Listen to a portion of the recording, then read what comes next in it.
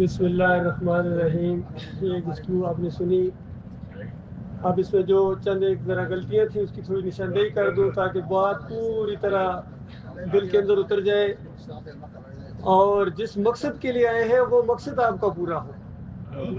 دیکھیے جس طرح حدیث سنائی گئی، نبی علیہ السلام کی حدیث ہے کہ سوائے 3 مساجد کے کسی مسجد کے لیے یا کسی بھی جگہ کے لیے اپنے بستر نہ باندھو، یعنی بیگ وغیرہ نہ تیار کرو. جس طرح بھی ہم بیگ وغیرہ باندھ کے آئے ہیں، تو یہ بیگ جو باندھنے ہیں یہ صرف 3 جگہوں کے لیے ہیں. یعنی 3 جگہ ایسی ہے جہاں آپ ثواب کی نیت سے جا سکتے ہیں، اس کے علاوہ کوئی جگہ نہیں ہے. ایک مسجد الحرام ہے جہاں سے ابھی آپ آئے ہیں، ایک مسجد نبوی صلی اللہ علیہ وسلم، اور تیسری مسجد اقصی ہے. تو جس طرح پہلے گفتگو ہوئی ہے، نیت خالص مسجد نبوی کی کرنی ہے. اگر مسجد نبوی کے علاوہ کسی اور کی کسی بھی چیز کی آپ نے نیت کی ہے، نیت دل کے ارادے کو کہتے ہیں، یہ خود ہو جاتی ہے. یاد رکھیے، یہ کوئی ایسا نہیں ہے کہ کوئی بٹن دبا دیا جائے تو یہ نیت ہو جائے گی، ایسا کبھی بھی نہیں ہوگا. ہر انسان کہ اپنا دل کا جو ارادہ ہے وہی اس کی نیت ہے. کیوں آپ وہاں جا رہے ہیں؟ تو یہ مسجد نبوی کی نیت ہونی چاہیے. باقی نبی علیہ السلام نے قبرستان میں جانے کی جو دعا بتائی ہے وہ بھی آپ کو یاد ہونی چاہیے. پھر نبی صلی اللہ علیہ وآلہ وسلم کے اوپر جو صلاۃ و سلام پڑھنے کا معاملہ ہے وہ درود ابراہیمی ہے. جب اللہ تعالیٰ نے یہ حکم دیا کہ صلاۃ و سلام پڑھو تو صحابہ نے نبی علیہ السلام سے پوچھا کہ سلام کا طریقہ تو آپ نے ہمیں بتا دیا ہے، اب ایک اور چیز اللہ تعالیٰ ہمیں کہہ رہا ہے صلاۃ، تو یہ کس طرح؟ یہ صلاۃ اصل میں دعا ہوتی ہے. اور پھر نبی صلی اللہ علیہ وآلہ وسلم نے وہ طریقہ بتایا، اس طرح کہو اللہم صلی علی محمد وعلی آل محمد کما صلیت علی ابراہیم وعلی آل ابراہیم انک حمید مجید. کہ اللہ نبی علیہ السلام کے اوپر رحمتیں اور برکتیں نازل فرما، جس طرح تو نے ابراہیم علیہ السلام اور ان کی آل کے اوپر رحمتیں اور برکتیں نازل فرمائی، اس طرح نبی علیہ السلام اور ان کی آل کے اوپر بھی رحمتیں اور برکتیں نازل فرما. یہ دعا ہے، اور دعا کس سے کی جاتی ہے؟ اللہ تعالیٰ سے. اور اس دعا کا تو آغاز ہی اللہم صلی علی محمد. تو یہ دعائیں کون سنتا ہے؟ اللہ تعالیٰ سنتا ہے. یاد رکھیے، آپ کا ہر لفظ، قرآن کی ایک آیت ہے، اللہ فرماتا ہے آپ کے منہ سے جو لفظ نکلتا ہے وہ فرشتے نوٹ کر لیتے ہیں. اور حدیث میں آتا ہے کہ انسان کے منہ سے کوئی ایسا خیر کا لفظ نکل جاتا ہے اس کو خود بھی نہیں پتا ہوتا کہ یہ کتنی بڑی بات اس کے منہ سے نکل گئی، اور اللہ تعالیٰ اس بندے مومن بندے کا درجہ بہت بلند کر دیتا ہے. اسی طرح کسی کے منہ سے کوئی شر کا لفظ نکل جاتا ہے اور اس کو خود احساس بھی نہیں ہوتا کہ میں نے کیسا لفظ نکالا ہے، اور اس کی وجہ سے اللہ تعالیٰ اس کو گراتا ہے، گڑھوں کے اندر جا کے گراتا ہے. اس لیے بہت محتاط ہو کے لفظ بولنے چاہیے. بہت ذمہ داری ہوتی ہے، خاص کر گائیڈ کی بہت زیادہ ذمہ داری ہوتی ہے کہ وہ ذمہ داری کے ساتھ الفاظ کا استعمال کرے. جس طرح ایک آدمی رہ گئے تو کتنی انہوں نے ذمہ داری محسوس کی، کتنی فکر کی ان کے لیے، ہر ایک کے لیے اسی طرح فکر کرتے ہیں. تو دین کے لیے، آخرت کے لیے تو بہت زیادہ فکر ہونی چاہیے، کیونکہ واپسی نہیں ہے یہاں سے. تو پھر بھی انسان کہیں نہ کہیں چلو وہ پہنچ جاتا ہے، کچھ نہ کچھ اس کا ہو جاتا ہے. لیکن اگر آپ ایک دفعہ اس دنیا سے اس دنیا میں چلے گئے اور آپ کے نامہ اعمال کے اندر بال برابر شرک رہ گیا، تو یاد رکھیے یہ میری بات نہیں ہے، یہ محمد رسول اللہ صلی اللہ علیہ وآلہ وسلم کی بات ہے. فرمایا ممات یشرک باللہ شیء دخل النار. یہ شیء انتہائی آخری چیز کو کہا جاتا ہے جو سب سے چھوٹی چیز ہوتی ہے، اس سے چھوٹی چیز گویا کوئی نہیں ہوتی ہے. تو اتنا بھی شرک اگر آپ کی نامہ اعمال کے اندر رہ گیا اور آپ کی موت آ گئی تو سارے اعمال برباد ہو جائیں گے. مالک نے سمجھانے کے لیے فرمایا تم کیا چیز ہو، یہ میری کتاب پڑھو. سورہ الانعام 18 نبیوں کا ذکر کیا اللہ تعالیٰ نے، اور اس میں ان کی پہلے تعریف بھی کی اللہ تعالیٰ نے. بڑے مضبوط لوگ تھے، بڑے اولو العزم قسم کے لوگ تھے، بڑے انہوں نے اعمال کیے، بڑے جہاد کیے، بڑی تبلیغیں کی، بڑی اللہ کی بندگی کی. اور آخری آیت میں فرمایا وَلَوْ أَشْرَكُوا لَحَبِطَ عَنْهُمْ مَا كَانُوا يَعْمَلُونَ.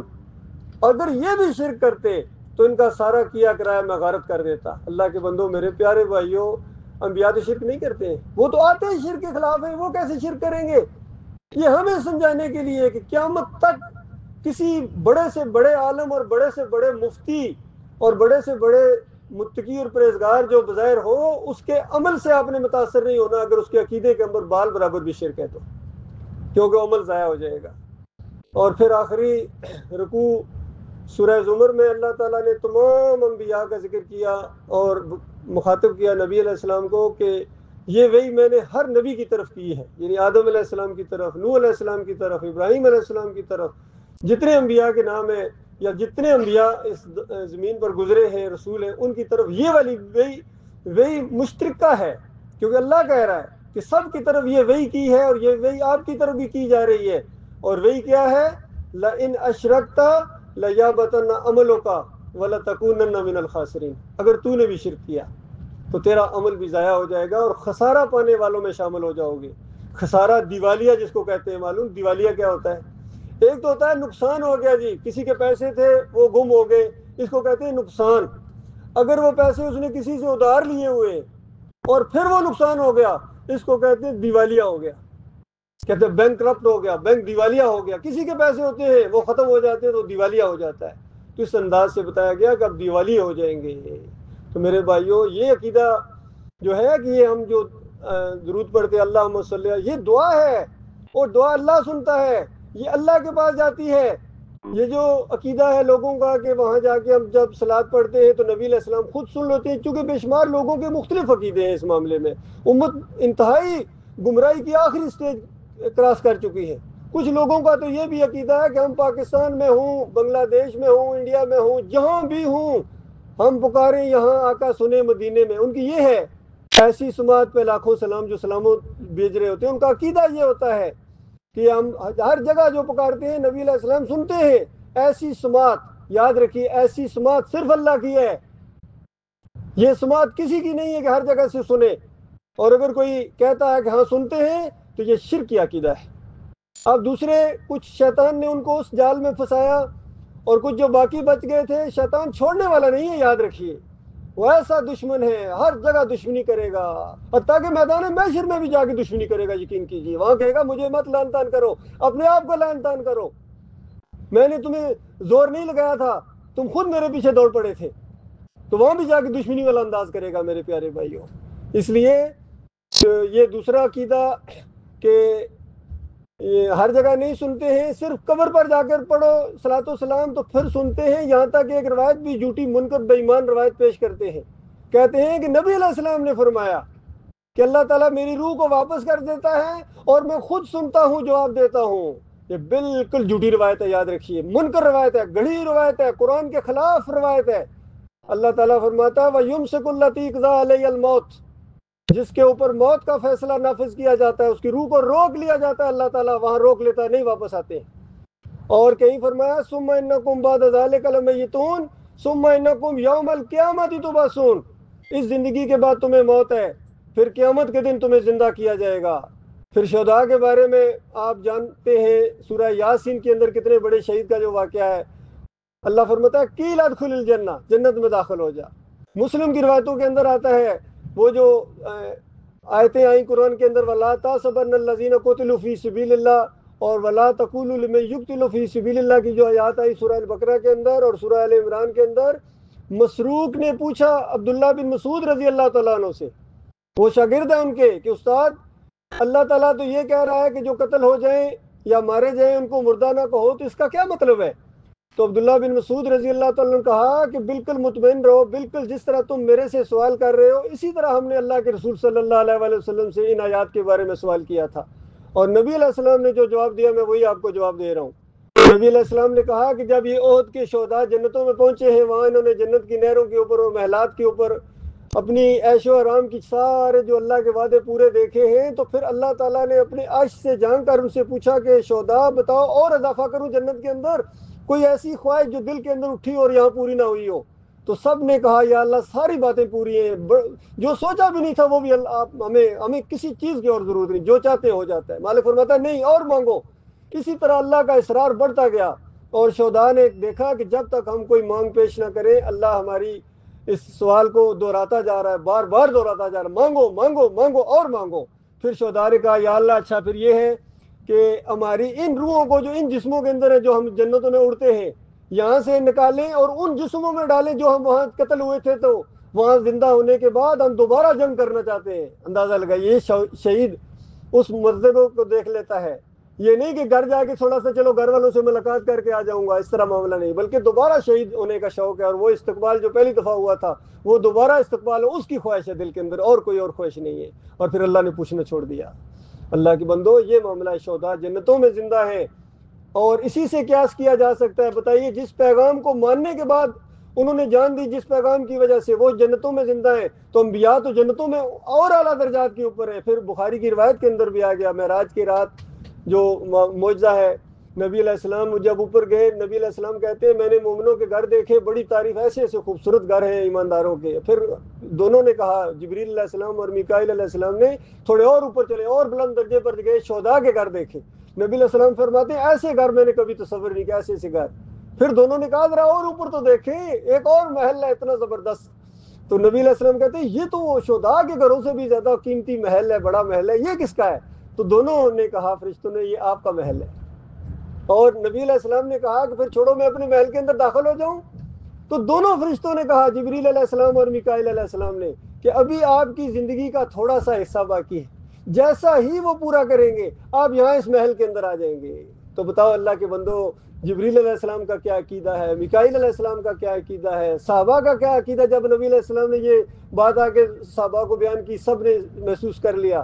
اور بے شمار ابھی اس موضوع کے اوپر حدیثیں ہیں، لیکن وقت کی کمی کی وجہ سے انہی کے اوپر بھی عقیدہ بن سکتا ہے کہ نبی علیہ السلام وفات کے بعد جنت الفردوس سے اعلیٰ جو مقام الوسیلہ اس کا نام ہے وہاں زندہ ہے، اس مدینے والی قبر میں زندہ نہیں ہے، یہاں آپ کے سلاموں کو نہیں سنتے ہیں۔ یاد رکھیے جو سننے کا عقیدہ رکھے گا وہ شرک کے اوپر ہے۔ اور دوسری منکر روایت یہ ہے کہ دور سے چلو پہنچایا جاتا ہے فرشتوں کے ذریعے، یہ بھی جھوٹی روایت ہے، کہیں سے نہیں پہنچایا جاتا۔ وَإِلَى اللَّهِ تُرْجَعُ الْأُمُورُ، مالک فرماتا ہے تمام اعمال جو ہیں وہ اللہ کی طرف پیش کیے جاتے ہیں۔ وَيُرْجَعُ الْأُمْرُ كُلُّهُ، بتائیے اس سے آگے کس طرح سمجھایا جائے آپ کو؟ تمام کے تمام معاملات اللہ کی طرف جاتے ہیں۔